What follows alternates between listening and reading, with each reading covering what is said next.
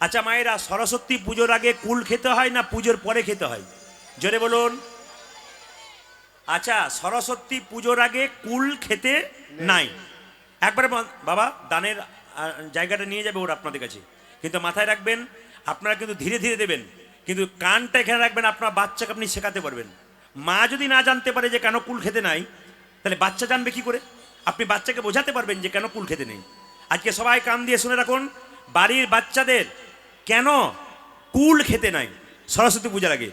সবাই শুনবেন।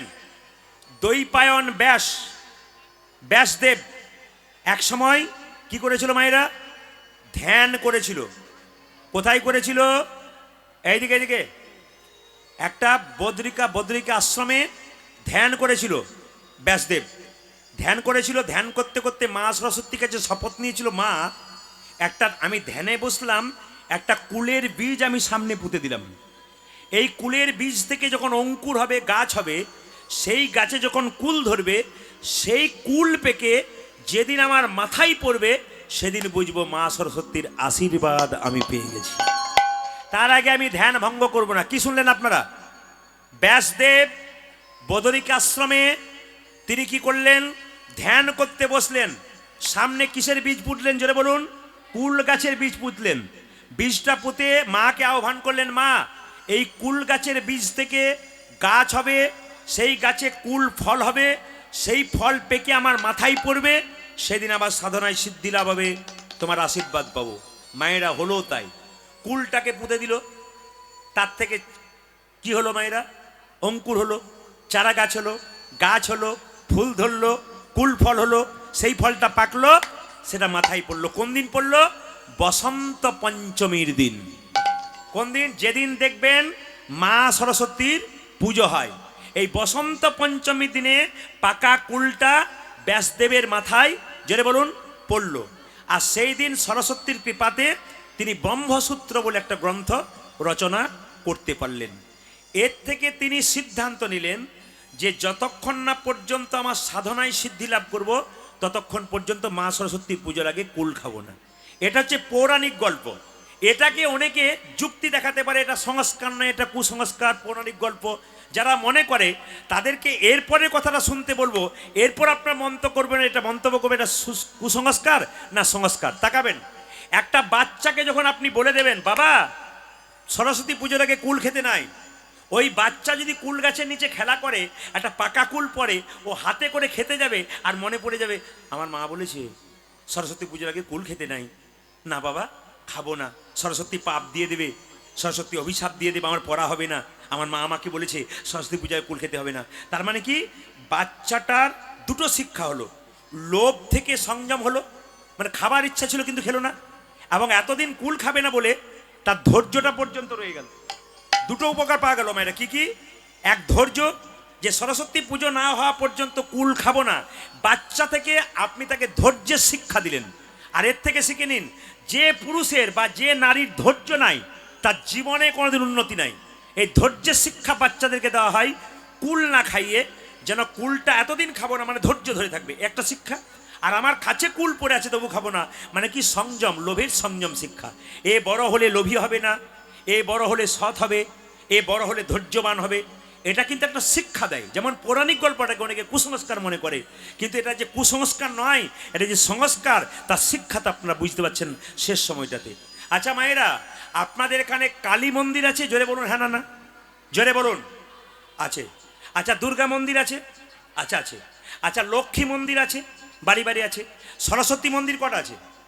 জোরে বলুন। আছে। প্যান্ডেল করে হয়। তা সরস্বতীর মন্দির হয় না কেন? দেখবেন, আলোচনা শুনবেন নৃসিংহ প্রসাদ ভাদুরী মহাশয়, তিনি সুন্দর করে বলছেন যে সরস্বতীর মন্দির কেন হয় না। সরস্বতীর আরেক নাম হচ্ছে বাক দেবী, মানে বাক শব্দ, শব্দের দেবীকে সরস্বতী। মুখ থেকে যে হয়, যেহেতু বাক বের হয়, শব্দ বের হয়, শব্দের দেবী বের হয় মা সরস্বতী। ওই জন্য মা সরস্বতীর কোনো মন্দির তৈরি হয় না। মা সরস্বতীর আসল মন্দির হচ্ছে আমাদের মুখটা। এই মুখ দিয়ে যত আপনি ভালো কথা বলবেন, মা সরস্বতীর কৃপা তত পাবেন। এই মুখ দিয়ে যত সৎ কথা বলবেন, হরি কথা বলবেন, তত মা সরস্বতীর কৃপা আপনারা পাবেন। এই জন্য এটাই মন্দির। এবার দেখুন, সরস্বতী পুষ্পাঞ্জলি দেওয়ার সময় সংস্কৃত ভাষাতেই কি বলতে হবে? না। যদি সংস্কৃত ভাষা বলতে পারেন তো ভালো, যদি বলতে না পারেন তাহলে কি করবেন? আপনি বলবেন, মা তুমি নাও মা পুষ্পের ভার, আমাকে দাও মা বিদ্যার ভার। আচ্ছা বলুন তো, রামকৃষ্ণদেব মা কালীকে ডেকেছিল মা খা মা খা, ও কি বাংলাতে ডেকেছিল না সংস্কৃত ডেকেছিল? যদি বলুন, অন্তর থেকে বাংলাতে ডেকেছিল। যদি সংস্কৃত বলতে পারেন ভালো, যদি বলতে না পারেন তো আপনার নিজের মাতৃভাষাতেই ডাকবেন, হিন্দি বাংলা যাতে বলবেন, কিন্তু প্রেম সে বলবেন, ভাবের সঙ্গে বলবেন, আপনার লাভ আছে। এই জন্য বারবার শুনতে হবে যে কথাগুলো আমি বললাম, বড় দামি কথা। সরস্বতী পূজায় কেন কুল খেতে নেই, এর থেকে কি শিক্ষা পাওয়া যায় প্রতিটি। এইবার বলি, সরস্বতীর বাহন কি? জোরে বলুন। পেঁচা না হাঁস? জোরে বলুন, জোরে বলুন। যে ঘুমাচ্ছে সে বলুন ওইখানে, পেঁচা না হাঁস? জোরে বলুন। আচ্ছা, রাজহাঁস না পাতি হাঁস? রাজহাঁস না পাতি হাঁস? জোরে বলুন। রাজহাঁস। আচ্ছা দেখুন, তাহলে মা সরস্বতী হাঁসকে বাহন করলো কেন? খুব শিক্ষার বিষয় আছে। মা সরস্বতী হাঁসকে কেন বাহন করলো মা, অন্য পাখি কেন করলো না? শিক্ষা আছে। কি শিক্ষা আছে? হাঁস দেখবেন দু জায়গাতে থাকে, জলেও থাকে আবার পাহাড়েও থাকে। এই জন্য হাঁসকে কি বলা হয়? উভয়চর প্রাণী। আবার হাঁস দেখবেন উড়তেও পারে, আকাশে উড়ে না যাক, আপনি এখান থেকে হাঁসকে এরকম করে ছুড়ে দিন, দেখবেন ও পা ভাঙবে না, কিচ্ছু হবে না। কেন? ও ডানা দিয়ে উড়ে দেখবেন কোন রকমে বেঁচে যাবে, কেন ওইটুকু উড়তে পারবে। তাহলে অনেক রকম আছে ব্যাপার। এখন লক্ষ্য রাখতে হবে এখানে হাঁসটা কারা? মা সরস্বতী হচ্ছে জ্ঞানের দেবী। হাঁস যেমন মা সরস্বতীকে বহন করে নিয়ে যাচ্ছে, আমরাও সেরকম জ্ঞান বহন করে নিয়ে যাচ্ছি। এই জন্যে আমরা হলাম হাঁস, আর জ্ঞান হলো আমাদের সরস্বতী। হাঁস যেমন সরস্বতীকে বহন করে নিয়ে যাচ্ছে, সেরকম আমরা হংসরূপী মানুষরা কি করছি? জ্ঞানরূপী মা সরস্বতীকে ভেতরে বহন করে করে নিয়ে যাচ্ছি। সেই প্রাচীনকালে আগুন জ্বালানো শিখেছে কোথায়? বনের মধ্যে। সেই আগুন এখন আমরা শিখেছি এখানে জ্বালাতে। তার মানে কি? আমরা শিখে আসছি, আমরা শিক্ষা গ্রহণ করছি। এবার লক্ষ্য করুন, হাঁস যে হাঁস রাখাটা যুক্তি আছে। কি যুক্তি আছে? আরেকটা যুক্তি কি? হাঁস যেমন পাহাড়েও থাকতে পারে, জলেও থাকতে পারে, আবার উড়তেও পারে। ঠিক সেরকম যারা জ্ঞানী ব্যক্তি, যাদের জ্ঞান আছে, তারা সব জায়গাকে সমানভাবে মানিয়ে নিতে পারে। সুসময়কেও মানায়, অসময়কেও মানায়, অধৈর্য হয় না, বিপদে অধৈর্য হয় না, সমস্ত সময়কে মানিয়ে নিতে পারে, সব জায়গায় মানিয়ে নিতে পারে। জ্ঞানী যারা হয় তারা সব জায়গাকে সমানভাবে মানিয়ে নিতে পারে। আর যারা অজ্ঞানী হয় তারা অধৈর্য হয়ে যায়। জ্ঞানী ছিল কে? যুধিষ্ঠির মহারাজ। অজ্ঞানী ছিল কে? দুর্যোধন। তাই তো সব কিছু হারালো, কিন্তু পেলে কে? যুধিষ্ঠির মহারাজ পেল। এই জন্য জ্ঞান। আর দেখবেন হাঁস, হাঁস দেখবেন সাদা রঙের হয়। জোরে বলুন হ্যাঁ না না? তো হাঁস যে সাদা রঙের হয়, মায়ের সামনে যে হাঁস আছে সাদা রঙের, এর থেকে কি শিক্ষা দিল? সাদা হলো, এই যে সাদা হলো শান্তির প্রতীক, সাদা হলো পবিত্রতার প্রতীক। হাঁস শিক্ষা দিল, আমাকে দেখে শেখো, পবিত্র মন করো আর নিজেকে শান্তিতে থাকো। হাঁস কত সুন্দর শিক্ষা দিল। আরেকটা শিক্ষা আছে, দেখবেন পণ্ডিতরা বলে যে দুধ আর জল একসঙ্গে মিশিয়ে দিলে রাজহাঁস দেখবেন জলটাকে ফেলে দেয়, দুধটাকে খেয়ে নেয়। এটা কতটা সত্য আমরা কেউ পরীক্ষা করে দেখি নাই। দেখেছেন কেউ? পরীক্ষা করে দেখে নাই। কিন্তু আমি ওই দিকটা বিচার করব না, গৌণ দিকটা বিচার করবো, মুখ্য দিকটা বিচার করব, আসল তত্ত্বটা বিচার করব। জল আর দুধ যদি একসঙ্গেই থেকেই থাকে, আর যদি রাজহাঁসটা খেয়েই থাকে দুধটা, এর থেকে শিক্ষা কি? জীবনে ভালো জিনিসটাকে গ্রহণ করো আর খারাপ জিনিসটাকে ফেলে দাও। জীবনে সত্যকে গ্রহণ করো আর অসত্যকে দূর করে দাও। এই যে শিক্ষা মা সরস্বতী দিচ্ছে, যদি আপনারা নিতে পারেন, প্রত্যেকটা দেবদেবী আমাদের শিক্ষা দিয়ে দিয়ে যায়। আমরা শুধু দেখে আসি, প্রণাম করে আসি, একবারও ভাবনা চিন্তা করি না যে আমাদের দেবদেবী কি শিক্ষা দিয়েছে। এই জন্য কীর্তন শুনতে আসা। আজকে সরস্বতী ঠাকুর সম্পর্কে এত সুন্দর জানলেন আপনারা। ইউটিউবের মাধ্যমে আপনারা MK স্টুডিও, যে ইউটিউব হচ্ছে, আপনারা মোবাইলে সার্চ করবেন MK স্টুডিও, দেখবেন এই কথাগুলো সব পেয়ে যাবেন, সুন্দর বক্তৃতা পেয়ে যাবেন, সুন্দর আলোচনা পেয়ে যাবেন। হিন্দু সমাজের আধ্যাত্মিকতার বিরাট বিশ্বাস অনুযায়ী এখন চলছে কুম্ভ মেলা, আর একটা চলছে কি? মহাকুম্ভ মেলা। আমি আপনাদের বুঝিয়ে দিয়ে যাই। কুম্ভ মানে কি? কলসি। এ হচ্ছে কলসি, পবিত্র পবিত্র মেলা হচ্ছে আমাদের কুম্ভ মেলা। এই কুম্ভ মেলা কেন হয়েছিল তার কথা পরে বলবো। কুম্ভ মেলা শুরু হয়েছে, মহাকুম্ভ শুরু হয়েছে 13ই জানুয়ারি, শেষ হবে কখন? 26শে ফেব্রুয়ারি। 6টি দিন স্নান হবে, এর মধ্যে বিশেষ বিশেষ 6টি দিন স্নান হবে। শুনে নিন আপনারা, এই কুম্ভ মেলা 6 বছর পরে যে মেলা হয় ওটাকে অর্ধ কুম্ভ মেলা বলা হয়। আর 12 বছর পরে যে মেলা হয় একে পূর্ণ কুম্ভ মেলা বলা হয়। আর বারবার যে মেলা মানে 12 বছর পর যেটা পূর্ণ কুম্ভ, আর বারবার মানে 12 12 44, 12 বারং 44, 144 বছর পরে যে মেলাটা হচ্ছে এই মেলাটার নাম হচ্ছে এই মেলাটার নাম হচ্ছে মহাকুম্ভ লীলা। উলুধ্বনি দিন সবাই, মহাকুম্ভ লীলা। হ্যাঁ, সবাই শুনবেন। এই মেলাটা আধ্যাত্মিকতার তত্ত্ব কথা আপনাদের বলে যায়, মন দিয়ে শুনবেন। যেমন দেখবেন দেবতাদের সঙ্গে অসুরদের কলসিতে যখন অমৃত ছিল, ওই অমৃতকে নিয়ে দেবতার অসুরদের মধ্যে মারামারি হয়েছিল। যখন কারাকারি চলছে কুম্ভটাকে নিয়ে, কলসিটাকে নিয়ে, তখন দেখবেন মায়েরা লক্ষ্য করবেন 4 ফোঁটা কলসি কিন্তু 4 ফোঁটা অমৃত কিন্তু মাটিতে পড়ে গেছিল। তখন থেকে 4 জায়গায় কুম্ভ মেলা হয়। উজ্জয়িনী, নাসিক, হরিদ্বার এবং প্রয়াগ, 4টা জায়গাতে পড়েছিল। কোথায় কোথায়? উজ্জয়িনী, নাসিক, প্রয়াগ এবং হরিদ্বারে পড়েছিল।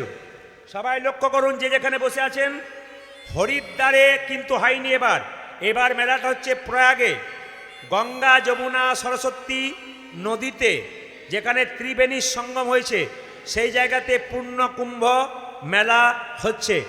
আপনারা টিভির মাধ্যমে, ইউটিউবের মাধ্যমে দর্শন করবেন। মহা সাধুগণ যারা পাহাড় পর্বতে ধ্যান করে মায়েরা, সেই সাধুরা কুম্ভ মেলায় এসেছে। আশ্চর্য হয়ে যাবেন, ইউটিউবের মাধ্যমে দেখুন।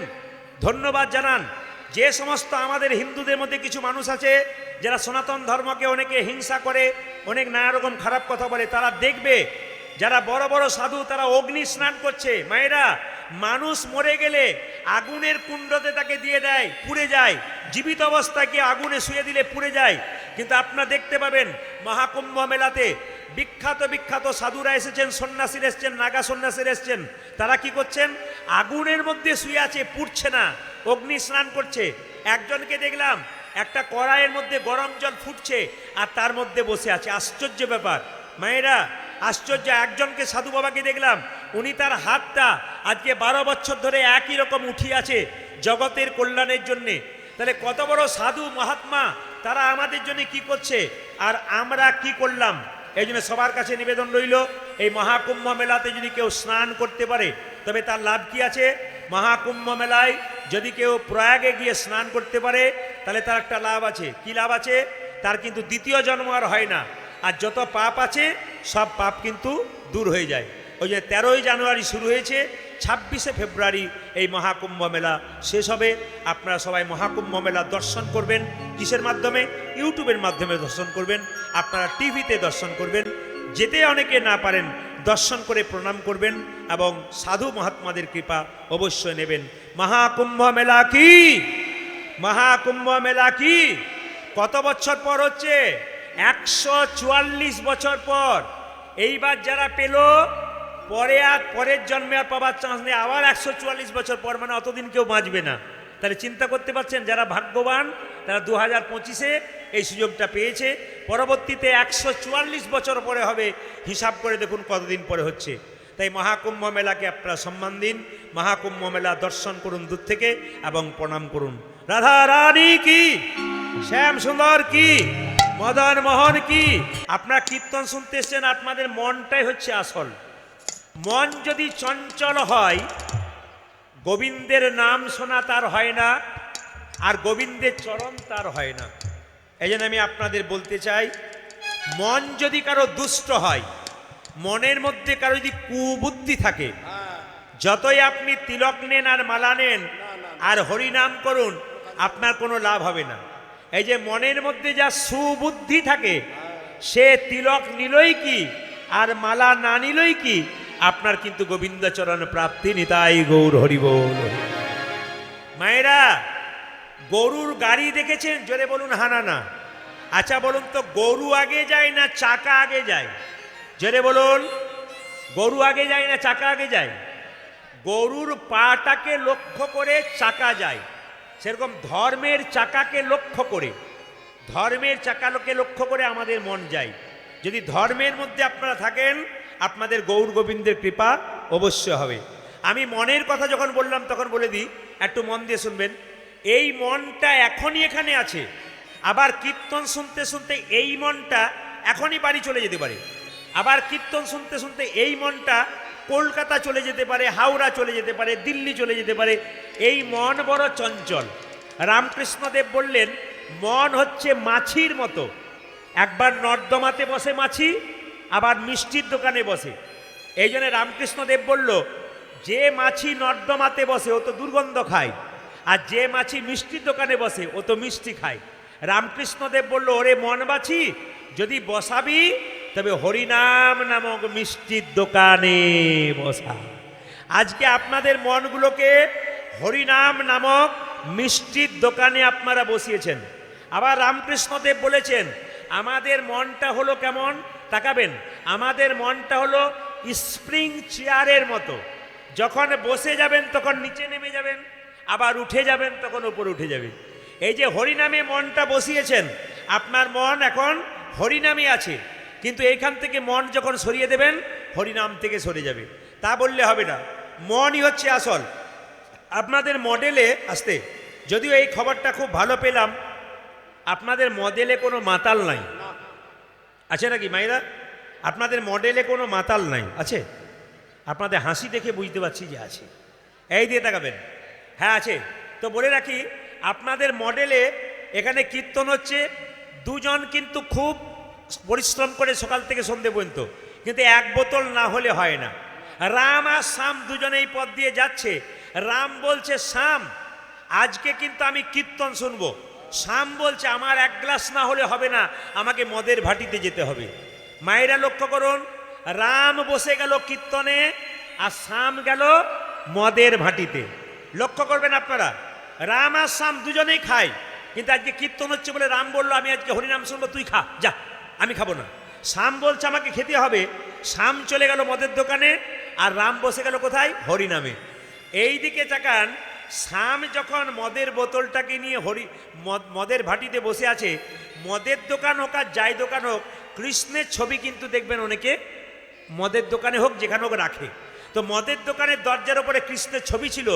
শ্যাম গ্লাসে মদটাকে নিয়ে কৃষ্ণের ছবিটাকে দেখে বলছে, আহ কৃষ্ণ তুমি দেখতে কি সুন্দর গো, তোমার মাথায় চূড়া, হাতে বাঁশি, পায়ে নুপুর, আহা হা হা, তুমি দেখতে কি সুন্দর।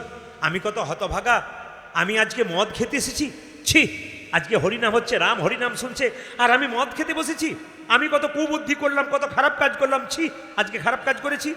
এই কথা যখন ভাবছে, তাহলে শ্যাম মদের ভাটিতে বসে আছে, মদের গ্লাস তার হাতে আছে, কিন্তু মনটা কোথায় গেছে?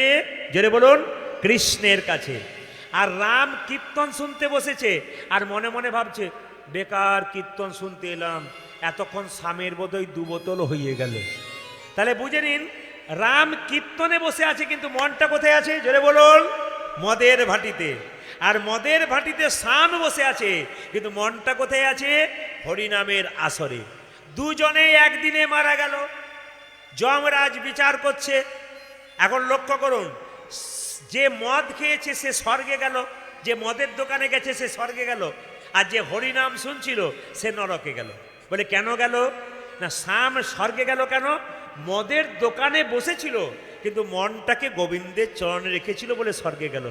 আর হরিনামের আসরে শ্যাম বসে আছে কিন্তু মনটা রেখেছে মদের ভাটিতে, তাই সে চলে গেল কোথায়? মায়েরা, নরকে গেল। ওই জন্য আমি আপনাদের বলতে চাই, হরিনাম শুনবেন কিন্তু মন আপনি অন্যদিকে রাখবেন না। পাশে কে গল্প করছে না পাশে কে আঙুল দিয়ে দেখাচ্ছে ওই দিকে আপনি তাকাবেন না, তাহলে আপনার কীর্তন শোনা কোনোদিন হবে না। কেন? মন আপনার চঞ্চল হয়ে যাবে। ওই জন্য মনই হচ্ছে আলাদা। তাই পদকর্তা বলল, ভামিনী মনোরথে চলল বিপিন পথে, ওই যে ভামিনী মনোরথে চলল বিপিন পথে,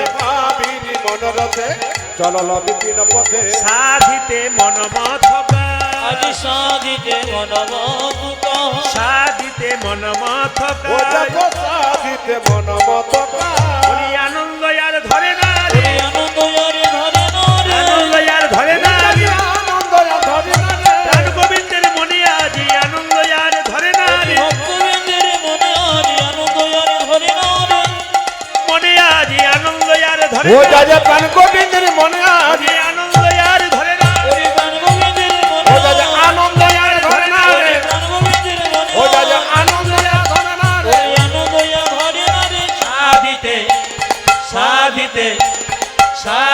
মন মতো ও দেখো সাধিতে মন মতো কাজ। মায়েরা, যেই না কৃষ্ণ যমুনায় এসেছে অমনি মনে পড়ে গেল পূর্ব জন্মের কথা নয়, মনে পড়ে গেল ছোটবেলার কথা। আমি যখন কংসের কারাগারে জন্ম নিয়েছিলাম, কৃষ্ণ মনে মনে ভাবছি, বাবা বসুদেব আমাকে মাথায় করে নন্দালয়ে নিয়ে যাচ্ছিল, সেই সময় যমুনার জলে আমি পড়ে গিয়েছিলাম আর যমুনাকে কথা দিয়েছিলাম একদিন তোমার মনের আশা পূর্ণ করব। আজকে যমুনাকে দেখে মনে পড়ে গেল, যমুনা আজকে সেই দিন এসছে তোমার মনের বাসনা পূর্ণ করব। মায়েরা, যে যমুনা নদীকে আপনারা দেখতে পান, ওই যমুনা নদী পূর্বজন্মে বিরজা ছিল। এই বিরজাকে কথা দিয়েছিল, তুমি একদিন যমুনা হবে আর তোমার মনের বাসনা পূর্ণ করব। আমি একা নয়, আমি রাধারানীকে সঙ্গে নিয়ে তোমার জলের মধ্যে জল কেলি করব। সেই মনের ইচ্ছা নিয়ে ভগবান শ্রীকৃষ্ণ কি করলেন মায়েরা? ছোটবেলাকার কথা একটু বলে দিই। নৌকাল বিলাস গাইতে গেলে এই জায়গাটা না বললে আপনাদের ক্লিয়ার হবে না, একটু মন দিয়ে শুনবেন। আমি জানি আপনাদের এখানকার শ্রোতা খুব ভালো, খুব মন দিয়ে আপনারা শুনছেন হাঁ করে। যারা যেদিকে একটু উল্টোপাল্টা করছে আপনি সেদিকে তাকাবেন না, আপনার তাহলে হবে না। আমি একটা কথা সব আসরে বলি, হরিনাম শুনবেন ভক্তের পাশে বসে। যিনি ভক্ত তিনি হরিনাম শুনবেন, শুনতে শুনতে আপনি আপনি হাত তুলবেন, আপনার হাত উঠে যাবে। আর যে অভক্তের পাশে বসলে কি হবে? এদিক ওদিক তাকাবে, খেলনা নিয়ে নাচবে, মোবাইল নিয়ে খেলা করবে, এদের দিকে তাকালে আপনার হরিনাম হবে না। এই জন্য ভক্তের পাশে কীর্তন শুনবেন। অনেক ভক্ত আছে নিরজনে একাই বসে, চুপচাপ শোনে, কান দিয়ে মন দিয়ে। আর কি প্রসাদ যখন পাবেন মন্দিরে, মহোৎসব প্রসাদ পাবেন, কোথাও পাবেন, তখন দেখবেন বৈষ্ণবের পাশে বসবেন। কেন না? বৈষ্ণব প্রসাদটা পাবার সময় দেখবেন শ্রী মধুসূদন কিংবা জনার্দন বলে কপালে ঠেকায়, তারপর প্রসাদটা পাই। আর আপনি যদি অভক্তের পাশে বসেন, ও পাবে আর খেয়ে নেবে, কিচ্ছু বলবে না। কিন্তু ভক্তের পাশে বসলে উনি প্রসাদটা নেবার সময় জনার্দন বলে প্রণাম করবে, তারপরে কিন্তু প্রসাদটা পাবে। এই জন্য আপনারা ভক্তের পাশে বসে প্রসাদ পান, আপনাদের লাভ হবে। আর ভক্তের পাশে বসে কীর্তন শুনুন, আপনাদের লাভ আছে। অনেক কম বয়সে ছেলেরা আছে যারা অন্যদিকে তাকাচ্ছে না, শুধু কীর্তনটা মন দিকে শুনে যাচ্ছে। ওই জন্য মন দিয়ে শুনবেন। ভগবান শ্রীকৃষ্ণ কংসের কারাগারে জন্ম নিলেন। দেখে নিন, কারাগারে যখন কৃষ্ণ জন্ম নেয় নাই তখন কারাগার অন্ধকার ছিল, কিন্তু কারাগারে যখন কৃষ্ণ জন্ম নিল তখন কারাগার আলো হয়ে গেল। দেখুন, আপনারা যারা কীর্তন শুনতে এসছেন প্রত্যেকের কাছে একটা কারাগার আছে। এই কারাগারটার নাম কি? কারাগারটার নাম হৃদয় কারাগার। যারা হরিনাম শোনেন, কৃষ্ণ নাম শোনেন, তারা হৃদয় কারাগার আলো হয়ে থাকে। আর যারা হরিনাম শোনেন না, হরিনাম বলেন না, তাদের হৃদয় কারাগার চিরকাল অন্ধকার হয়ে থাকে। এই আমি আপনাদের বলতে চাই, আপনাদের হৃদয় কারাগারটাকে আলোকিত করুন, আপনাদের জীবন সুন্দর হয়ে যাবে। কৃষ্ণ জন্ম নিল, বসুদেবকে বলল, বাবা তুমি আমাকে নিয়ে চলো নন্দালয়ে।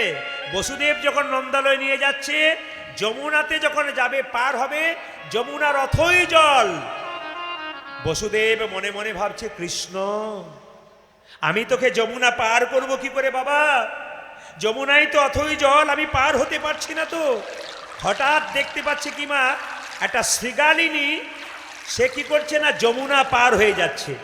ইনিকে মা যোগমায়া দুর্গা, ভগবানের লীলা করার জন্যে শ্রীগালিনী মূর্তি ধরি যমুনা পার হচ্ছে।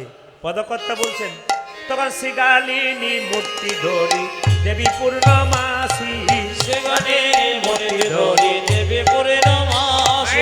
এইদিকে দেখান, বসুদেব এইদিকে বসুদেব কৃষ্ণকে মাথায় করে নিয়ে দাঁড়িয়ে আছে, মনে করছে এত জলে আমি পেরোবো কি করে, যেতেই তো পারবো না। যমুনার কূলে দাঁড়িয়ে আছে। মা যোগমায়া তখন কি করে, একটা শ্রীগালিনী মূর্তি ধারণ করে আগে আগে জলে চললেন। শ্রীগালিনী মূর্তি ধরি দেবী পূর্ণমাসী, ও যাজা শ্রীগালিনী মূর্তি ধরি দেবী পূর্ণমাসী, শ্রীগালিনী মূর্তি ধরি দেবী পূর্ণমাসী। আজ সেখানে মূর্তি ধরি দেবী পূর্ণমাসী। উপনীত হইলেন সেই স্থানে আসি, আজ উপনীত হইলেন সেই স্থানে আসি, উপনীত হইলেন সেই স্থানে আসি, উপনীত এই পথে আইস বসু চিন্তা নাহিয়া, এই মধ্যে আসব চিন্তা নাকি।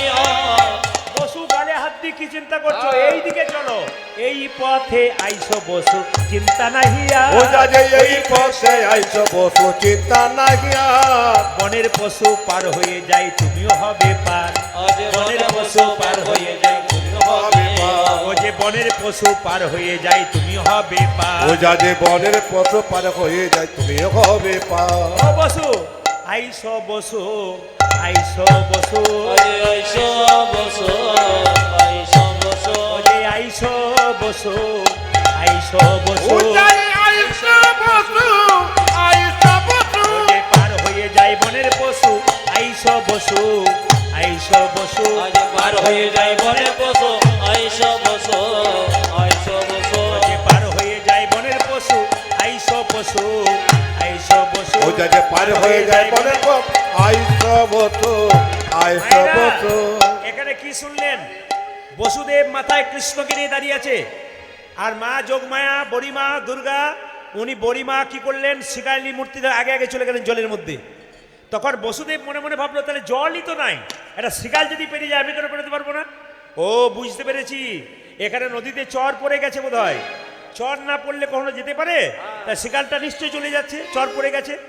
এই লক্ষ্য করে যখন চলে চলে যাচ্ছে, শিকালিনী তো পেরিয়ে গেল। মায়া, কে বোঝে মায়ার মায়া? এ মায়ার সংসারে। এর লেখককে কে বোঝে? মাইকেল মধুসূদন দত্ত। কে বোঝে মায়ার মায়া? এ মায়ার সংসারে। একই ছন্দে তিনটে মায়া আছে। কে বোঝে মায়ার মায়া? মায়ার সংসারে। একটা মায়া মানে কি? ভালোবাসা। একটা মায়া মানে কি? ছলনা। একটা মায়া মানে কি? মোহ। কে বোঝে মায়ার মায়া? ওই মায়াই পড়ে যেই না জলের মধ্যে ঝাঁপিয়ে দিয়েছে, বসুদেব কৃষ্ণকে নিয়ে একটা একটা পা করে এগিয়ে যাচ্ছে। যত এগিয়ে যাচ্ছে মায়েরা, হাঁটু থেকে কোমর জল, কোমর থেকে নাভি জল, নাভি থেকে বুক পর্যন্ত, বুক থেকে একবারে মুখ পর্যন্ত আস্তে আস্তে ডুবে যাচ্ছে। আর কৃষ্ণ তখন কি করলো? মনে মনে ভাবলো যমুনা তোমার মনের আশা পূর্ণ করব। এ তো মায়ার মায়া, আমার বাবা বুঝলো না। যমুনার জলে যেই না কৃষ্ণ পড়ে দিল, অমনি বাবা পাগলের মতো কাঁদছে, গোপাল গোপাল বলে। ভগবানকে তখন বিরজা পেয়েছে। যমুনা বিরজা রূপে কেঁদে কেঁদে বলছে, বিরজা যমুনা রূপে কেঁদে কেঁদে বলছে, প্রভু আমি ছাড়িয়া নাহি দিব উলুধ্বনি, ছাড়িয়া নাহি গো দেব, আমি ছাড়িয়া নাহি দিব। ওই যে আমি ছাড়িয়া নাহি কো দেব। হৃদয় মাঝারে পরানো যেখানে, হৃদয় মাঝারে পরানো যেখানে, হৃদয় মাঝারে পরানো যেখানে, আরে হৃদয় মাঝারে পরানো যেখানে, সেখানে লুকায়ে রাখব। আজ হৃদয় মাঝারে পরানো যেখানে, সেখানে লুকায়ে রাখিব।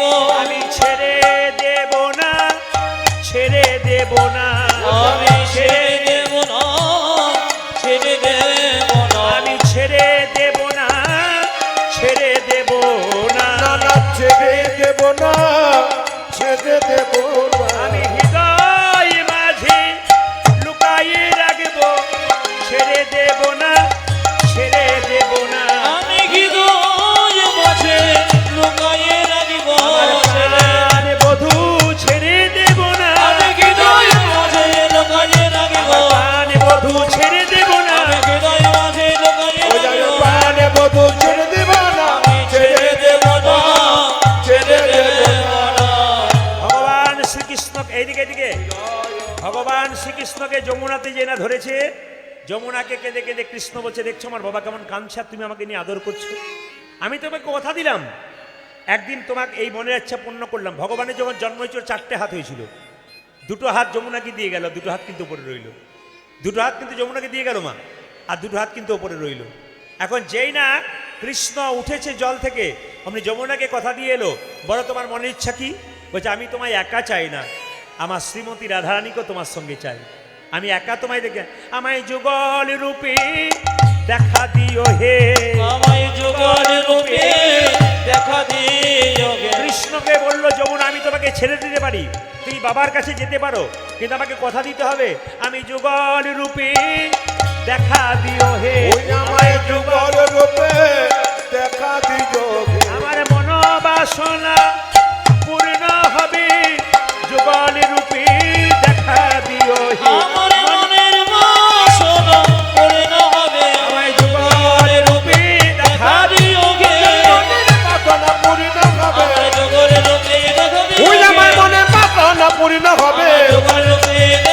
ওই আমায় যুগল রূপে দেখা দিল হে হৃদয়ে লুকায়ে রাখিব আমি হৃদয়ে লুকায় মাঝারে রাখিব মায়েরা হৃদয় মাঝারে তোমাকে লুকিয়ে রাখবো। ভগবান কথা দিলেন, ঠিক আছে, একদিন নৌকা বিহার করব, আর নৌকা বিহার করে কি করব না জলের মধ্যে তোমার মনের বাসনা পূর্ণ করব। এই কথা ভাবতে ভাবতে কি করলেন মায়েরা, ভগবান শ্রীকৃষ্ণ কি করলেন মায়েরা, ভগবান শ্রীকৃষ্ণ কি করলেন, চালাকি করে মনে মনে ভাবলেন এবার মনের ইচ্ছা পূর্ণ করতে হবে। তাই কি করলো, চতুরের শিরমণিকান, চতুরে রসের মনে গান চতুরের শিরমণিকান, রাজে চতুরে দশের মনে প্রাণ ফেরি যমুনা জল মন মত উড়ল, ফেরি যমুনা জল মন মত উঠল ফেরি যমুনা জল মন মত উঠল, হেরি যমুনার জল মন মত উঠল ওরল মুরলি নিশান রে, মুরল মরল নিশানে ওরল মুরলি নিশান রে। পুরল মুরলি নিশে ও মায়েরা সবাই তাকান, ভগবান শ্রীকৃষ্ণ খুব চালাক, যমুনার মনের ইচ্ছা পূর্ণ করবে বলে বাঁশি বাজাতে শুরু করলো। কেন, রাধাকে চাই, তাছাড়া মনের ইচ্ছা পূর্ণ করবে। চতুরের শিরমণিকান গো, চতুরে রসের মনে গান চতুরের শিরমণিকান, আরে চতুরে দশের মনে প্রাণ ও মা হেরি যমুনা জল মন মত উঠল, ফেরি যমুনা জল মন মত উঠল হেরি যমুনা জল মন মত উড়ল, হেরি যমুনার জল মন মত উঠল ওরল মুরলি নিশান, মুরল মরল নিশান ওরল মুরলি নিশান। পুরল মুরলি নিশে বলি বেজে উঠিল, বেজে উঠিল বেজে উঠিল, বেজে উঠল জয়রা দেশি রাধে বলে বেজে উঠিল, জয়রাধে শ্রী রাধে বলে বেজে উঠিল জয়রা দেশি রাধে বলে বেজে উঠিল, জয়রা দেশি রাধে বলে বেজে উঠল জয়রা দেশি রাধে বলে রাধা কোথায় আছো বলে, জয়রাধে শ্রী রাধে বলে রাধা কোথায় আছো বলে জয়রাধে শ্রী রাধে বলে রাধা কোথায় আছো বলে জয়রাধে শ্রী রাধে আজ বলে রাধা কোথায় আছো বলে জয়রাধে শ্রী রাধে আজ বলে রাধা কোথায় আছে বলে বেজে উঠল মায়েরা বাঁশি তো বাজবে, কিন্তু তার আগে মনে মনে ভাবছে আমাকে তো নৌকা চাই, নৌকা যদি চাই তাহলে প্রথমে মা যোগমাকে একবার স্মরণ করতে হবে। তাই মা যোগমাকে স্মরণ করলেন। সবাই একটু উল্লেখ দেবেন সবাই, কই মা কোথায় মা, যোগ মায়া যোগেশ্বর, কই মা কোথায় মাগ যোগ মজ যোগেশ্বর কই মা কোথায় মা, যোগ মায়া যোগেশ্বরী, কই মা কোথায় মা যোগেশ্বরী যোগেশ্বরী তুমি মাগো মহামায়ী, তুমি মাগ মহামায়ী তুমি মাগো মহামায়ী, তুমি মাগো, তুমি মাগো মহামায়ী, তুমি মাগ মহামায়ী দেখা দাও মা দয়া করি, তুমি মাগ মহামায়ী দেখা দেব দয়া ধনী, করে কই মা কোথায় মাগ যোগ মায়া যোগেশ্বরী কই মা কোথায় মা, যোগ মায়া যোগেশ্বরী। আচ্ছা বাবা কিছু মনে করবেন না, এই যে দেখান যে যোগমায়াকে আপনারা বলছেন যোগমায়া বড়িমা, তিনি কে বলুন তো, মা দুর্গা। তিনি বড়িমা হলেন কেন একটু মন দিয়ে শুনবেন। একবার দেখবেন রামচন্দ্র সীতাকে হারিয়ে পাগলের মতো কাঁদছে। রামচন্দ্র যখন সীতাকে পাগলের মতো হারিয়ে কাঁদছে, হঠাৎ করে কৈলাস পর্বতে দুর্গা লক্ষ্য করলো পার্বতী শিবের চোখে জল। স্বামীকে জিজ্ঞেস করলো, স্বামী তোমার চোখে জল কেন?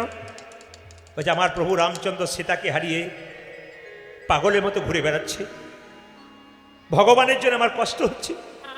ও আচ্ছা স্বামী তুমি যদি কিছু না মনে করো একটা কথা বলবো। বলে কি?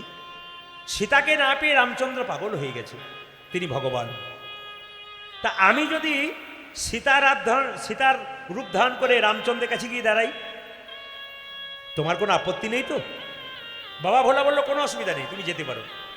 কিন্তু মায়েরা, প্রভু রামচন্দ্র পর্যন্ত মা দুর্গাকে মা বলে ডেকেছেন। আর যিনি ভগবান তিনি তো অন্তর্যামী, তিনি তো অন্তরের কথা জানতে পারেন। আচ্ছা আপনারা একটু বলবেন তো, মন্দিরে 4টে কলা 4টে আপেল নিয়ে যান, ভগবান খাই? জোরে বলুন হ্যাঁ না। খাই না। তাহলে কাল থেকে কি নিয়ে যাবেন না? নিয়ে যাবেন। ভগবান খায় না, কিন্তু ভগবান দেখে। তুমি যে 4টে কলা 4টে আপেল নিয়ে এলে, প্রেমের ভাবে নিয়ে এলে না অহংকারের ভাবে নিয়ে এলে? যদি প্রেমের ভাবে নিয়ে যাও ভগবান খাবে, আর অহংকারের ভাবে নিয়ে গেলে ভগবান কোনো মতেই খাবে না। তাই প্রেমের ভাবে যেটুকু নিয়ে যাবেন, আপনি 2টো বাতাসা নিয়ে যান, কিন্তু প্রেমের ভাবে নিয়ে যান, চোখের জলে ভেসে নিয়ে যান, গোবিন্দ কিন্তু খাবে। তাই সবাই লক্ষ্য করুন, যেই না অন্তর্যামী রামচন্দ্র, তিনি তো অন্তর্যামী। আপনার যেমন মন্দিরে গিয়ে বলেন মা ছেলের চাকরি দাও, মেয়ের বিয়ে দাও, এগুলো কেউ বলবেন না। আমার বাড়ি দাও, আমার গাড়ি দাও, কেউ চাইবেন না। কেন? তিনি তো অন্তর্যামী, তিনি তো জানেন আপনার কি আছে না আছে, আপনি আবার চাইবেন কেন? একটা ছেলে যদি মায়ের কাছে বারবার ঘুরঘুর করে, একটা ছেলে যদি বাবার কাছে বারবার ঘুরঘুর করে, বাবা মা বুঝতে পারে ছেলে কেন বারবার আসছে, ও লক্ষণ বুঝতে পারবে। অন্তর্যামী ভগবানের মন্দিরে গিয়ে আপনি কিছু চাইবেন না, কি করবেন? আপনি ভক্তি সম্পদ দেবেন।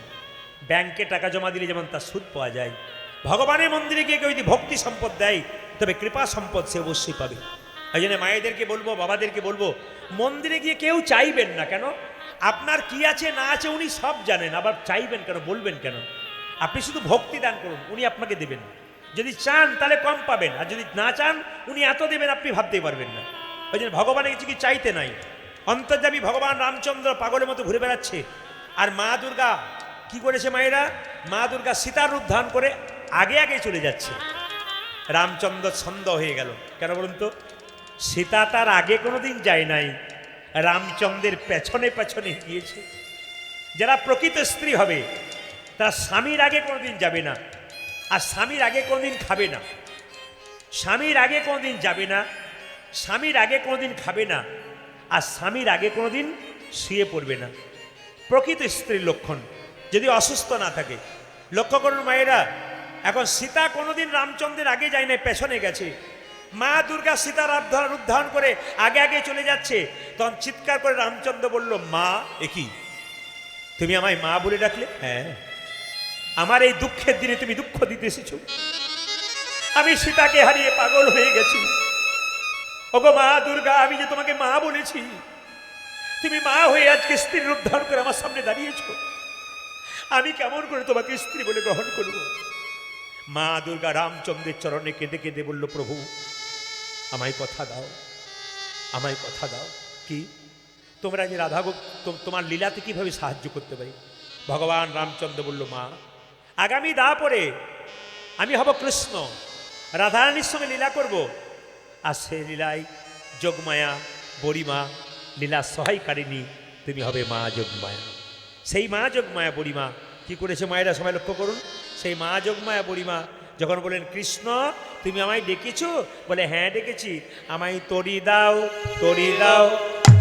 ও যে তরা করি আমায় তরি দাও, তরা করি আমায় তরি দাও, তরা করি আমায় তরি দাও, তরা করে আমায় তরি দাও, আমায় তরি দাও, তরি দাও, তরি দাও, তরি দাও, তরা করি আমায় তরি দাও। তরা করে আমায় তরি দাও, যে তরিতে জগৎ করে, তরা করি আমায় তরি দাও। যে তরিতে জগৎ করে, তরা করি আমায় তরি দাও। এরা কি তরি চাইছে? যে তরিতে জগৎ করে, তরা করি আমায় তরি দাও। যে তরিতে জগৎ কানি, তরা করে আমায় তরি দাও। যে তরিতে জগৎ চরে, তরা তরি আমায় তরি দাও। যে তরিতে জগৎ করে, তরা করি আমায় তরি দাও। আমায় তরি দাও, তরি দাও, তরি দাও, তরি দাও। সঙ্গে সঙ্গে বলছে, যদি তরি আমি হলাম তাহলে কান্ডারি কে হবে? কৃষ্ণ বলছে, তুমি যদি, ভাইরা তুমি যদি হও কান্ডারি, তবে আমি হব দেহ তরি। ওগো তুমি যদি ধনী মায়েরা,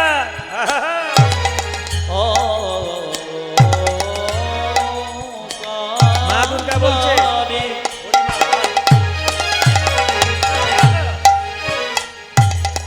ওগো আমি হব দেহ তরি। তুমি যদি হও কান্ডারি, মরি মরি রে,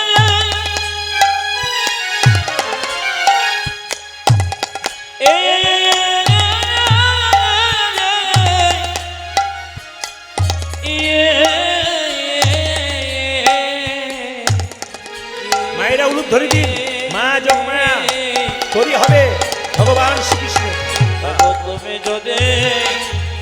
হও কান কারে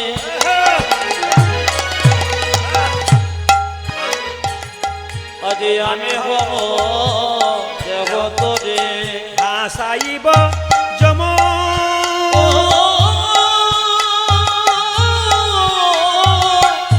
যমুনার জলে আমি ভাসাইব যমুনার জলে জলে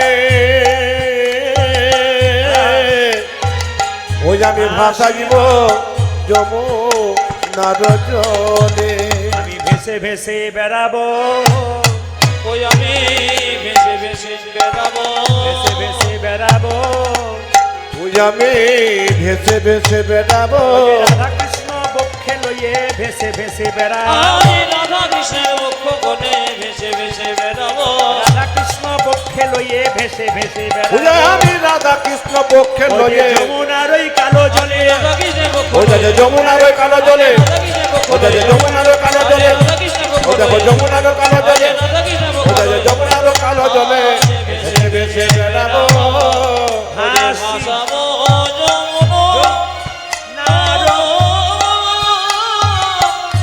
যমুনার জলে ভাসিব যমুনার জলে ওই আমি ভাসাবো না যমুনার জলে আচ্ছা বাবা কিছু মনে করবেন না, আপনারা এতজন কীর্তন শুনছেন, আপনার নৌকা দেখেছেন? জোরে বলুন হ্যাঁ না না। হ্যাঁ নৌকা দেখেছেন, কিন্তু নৌকা কিভাবে তৈরি হয় এটা আপনাদের খুব একটা জানা নাই। তবে আমরা তত্ত্বের মাধ্যমে একটু বলি, ওই নৌকাটার সঙ্গে দেহ নৌকার কি তফাৎ আছে। দেখুন ওই নৌকাতে দুটো গলুই থাকে, এই দিকে থাকে মায়েরা, নৌকার দুটো গলুই থাকে। তাহলে এই দেহ নৌকার দুটো গলুই কি কি মায়েরা? বিবেক বৈরাগ্য দিয়া দুগলুই গড়িল, আজ বিবেক বৈরাগ্য দিয়া দুগলই গড়িল, বিবেক বৈরাগ্য দিয়া দুগলুই গড়িল। পূজারি বিবেক বৈরাগ্য দিয়া দুগলই গড়িল। ভাইরা, এখানে মন দিয়ে শুনবেন, নৌকা যদি আপনারা দেখেন নৌকার দুটো গলুই থাকে, আমাদের দেহ নৌকার দুটো গলুই কি? বিবেক আর বৈরাগ্য। আর দেখবেন নৌকার নিচে একটা কাঠ থাকে, ওটাকে দাঁড়া কাঠ বলে।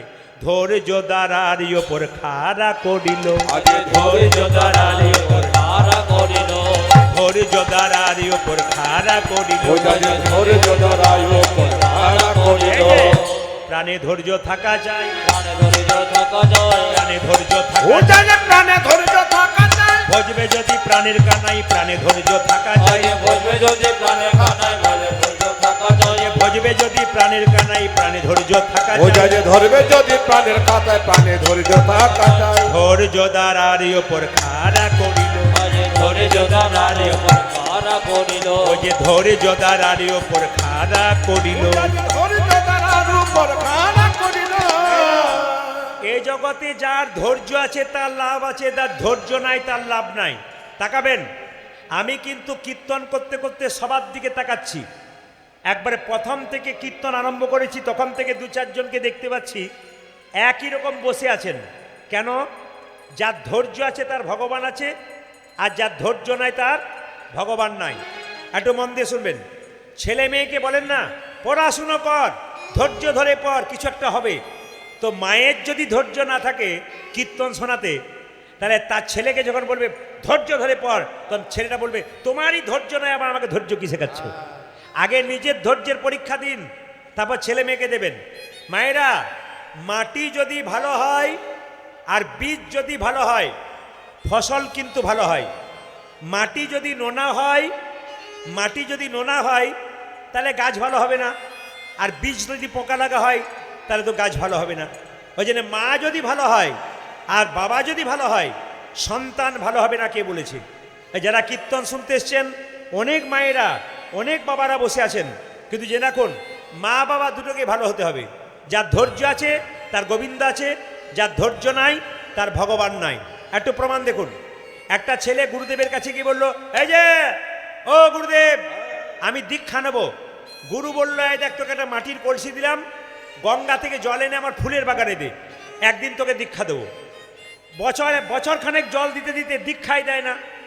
তখন লোকটি ছেলেটি মনে মনে হচ্ছে, গুরু কি ভেবেছে কি আমাকে গরুর মতো খাটিয়ে মারবে, আমাকে দীক্ষা দেবে না। আচ্ছা, এই কলসিটাকে আমি একদিন মাটিতে পাথরের মধ্যে আছাড় মেরে যেই না কলসিটাকে ভাঙতে গেছে, মাটির কলসি চিৎকার করে বলল, দাঁড়াও। কে? আমি মাটির কলসি। তোমার জীবনে ধৈর্য নাই বলে আমাকে ভেঙে দিও না। আমি অনেক কষ্টে মাটির কলসি হয়েছি, তারপর আমি ফুল বাগানে জল দেবার সুযোগ পেয়েছি। ও মায়েরা, মাটির কলসিটা গল্প শোনাচ্ছে, তোর ধৈর্য নাই রে। তোর যদি ধৈর্য থাকবে তুইও পাবি, আমার কাছে শিখে নে, শুনবি। ছেলেটি বললো, একটু সংক্ষেপে বলো। বলে, শোন, আমি প্রথমে ছিলাম মাঠের মধ্যে একটা স্তূপ, ঢিপ।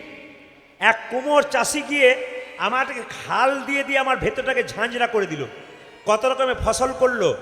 তারপরে একদিন এক কুমোর গিয়ে 2 কোদাল মাটি নিয়ে আমার পরিবার থেকে আমাকে বিচ্ছিন্ন করে নিয়ে চলে এলো।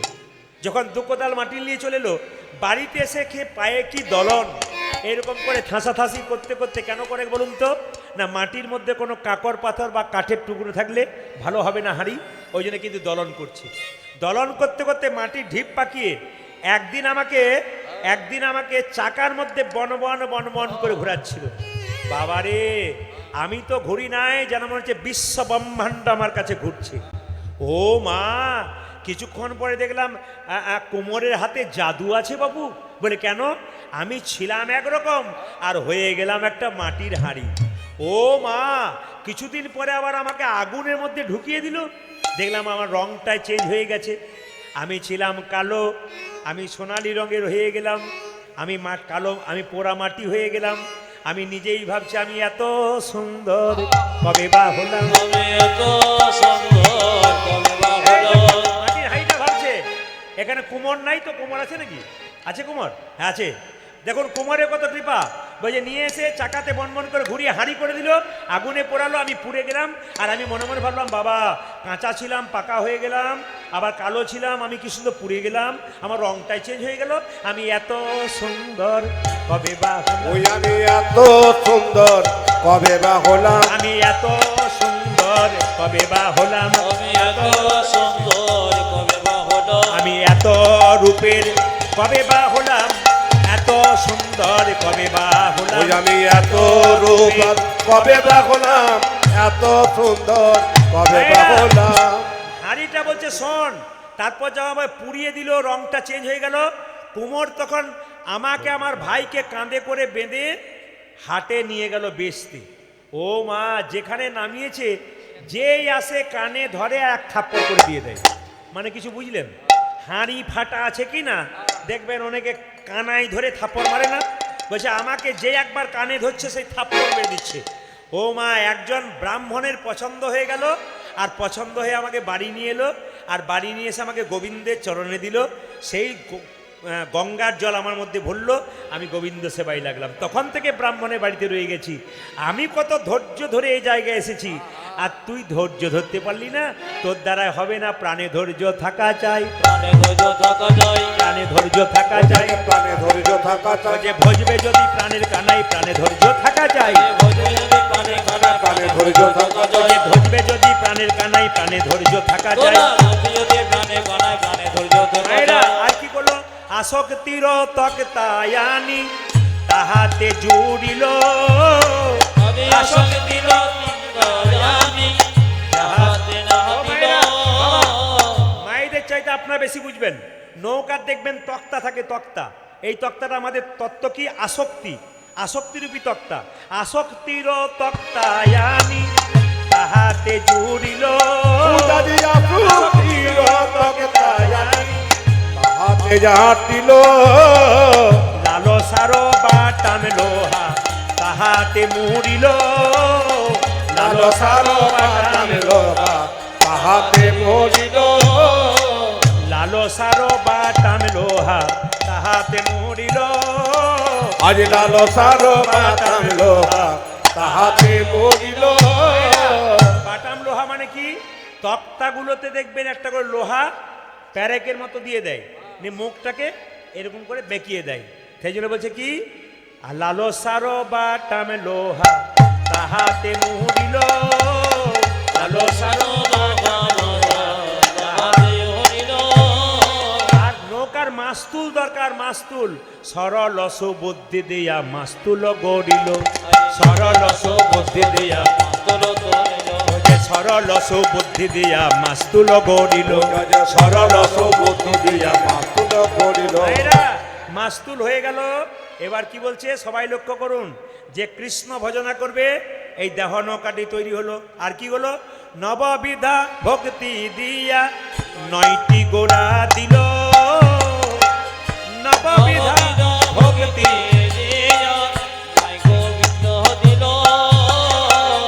নববিধা ভক্তি দিয়া 9টি গোড়া দিল। উজাজি নববিধা ভক্তি দিয়া 9টি গোড়া দিল। নৌকার 9টা গোড়া চাই। এই 9টা গোড়া কি তত্ত্ব বললো, নববিধা ভক্তি দিয়া 9টি গোড়া দিল রে। নববিধা